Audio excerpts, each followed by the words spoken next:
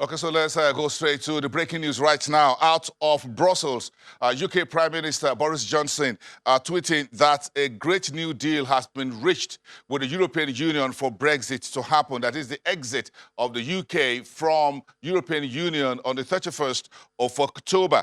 As we speak, Jean-Claude Juncker, who is the president of the European Commission, also says a deal has been reached with the UK to take United Kingdom out of the EU on the 31st of October. What's happening to the market? The British pound is climbing as we speak, and the European stock markets are in green territory. This is the breaking news. Well, since break day out of Brussels today, it's all down to those final hours and this decision that's now called a great new deal, quote and unquote, by the PM Boris Johnson. Straight to London, my colleague from our London studios, Juliana Olayinka, who's been following this all the months, days and weeks and hours, is now down to this very important moment with the news coming through. Juliana, good morning. Let's get your soundbite into this on this very important Juliana Olayinka from our London studios. Bosun, I can't hear you, but I believe that you can hear me. And yes, you said it, there is breaking news. Where there is a will, there is a deal. And Boris Johnson has confirmed, as long as Jean-Claude Juncker, the EU Council Commission President, that yes, a deal has been secured. Of course, this is a big day, a really historic day in Britain. Everybody here has been following this story for 3 years. And it really felt, especially over the past 24 hours, that something significant was happening. All of the major press packs have picked up, their camera and taken it straight to Brussels. And, we're getting rolling 24-hour news. So this is fantastic. Yesterday, which is a very important part, because, of course, with Brexit, there are several components here. We did hear from the DUP, Arlene Foster, the Northern Ireland Party, those 10 MPs that are very powerful, very significant part of Boris Johnson's government. They said they cannot back a deal.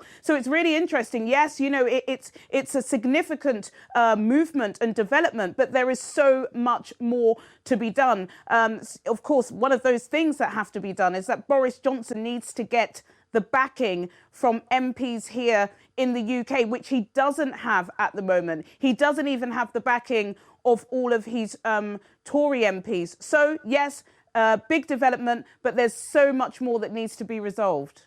Yes, there's a lot more to be resolved, Juliana. But very quickly, if we backtrack a little bit to the last few hours or the last 24 hours, the road to Brussels over the last 24 hours for Prime Minister Boris Johnson, I'm sure he had his heart in his mouth as he was heading to Brussels for today's a very important summit.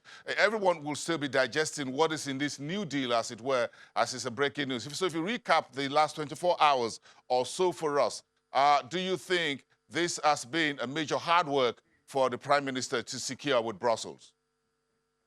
Well, absolutely. It's been a mammoth task, and some people will be giving Boris Johnson credit. The difference between Prime Minister Theresa May and Boris Johnson is the fact that Boris Johnson said this is a do or die mandate. We must leave. He was very much going in support of those who wanted to remain, leave those 17.4 million voters, and he decided to going really tough with the EU. And of course, we know that the EU was saying in the summer that they were not looking to look at any withdrawal agreement. And alas, they have. There's been mammoth marathon negotiations. I know back home in Nigeria, some negotiations can go on very late into the night there, not necessarily here, but a lot of those negotiations in Brussels were going way past midnight. There were concessions. There were certain things that Boris Johnson, particularly to do with Northern Ireland, said that he wouldn't be conceding on. We do not know the details of the deal yet, but we know that concessions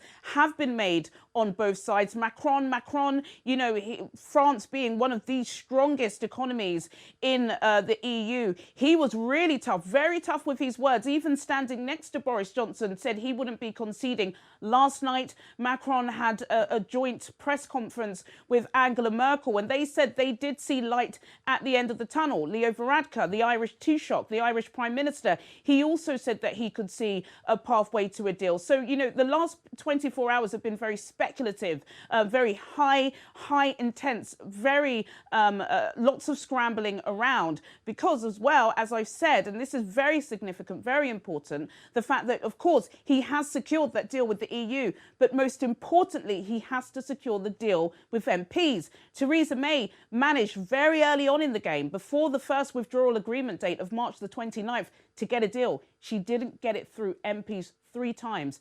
And the House of Commons wasn't as toxic as it is today. Labour are calling this deal a bad deal. The Liberal Democrats are saying they will not support a deal. The DUP, the only party who are in collaboration with the Conservative government, said they cannot support a deal as it stands. So there's a lot more on the table to play for. Yes, a lot more on the table, but this is at least, Juliana, that this is avoiding the cliffhanger, as it were. So this is down to the UK Parliament and to the EU Parliament in Brussels. So how do you think these two parliaments will go ahead with the political leaders who says we have a deal on the table? Then the parliamentarians will have to put their final voice to vote on this.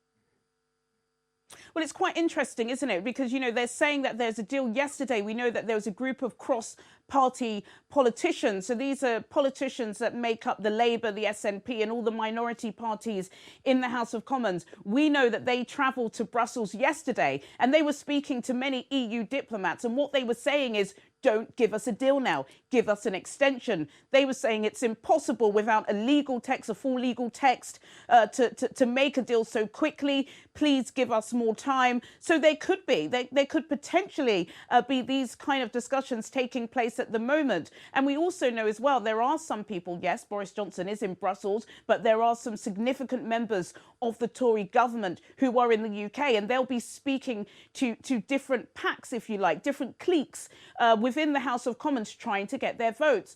Darlene Foster, the DUP Northern Ireland party leader, she said that there were some concessions she wasn't happy about when it came to customs and trade. There'll be people that are trying to talk to her. She said no, she wouldn't support the deal, but it was a soft no, it wasn't a hard no. So at the moment, there'll be lots of toing and throwing. There'll be people really trying to negotiate with the Labour Party.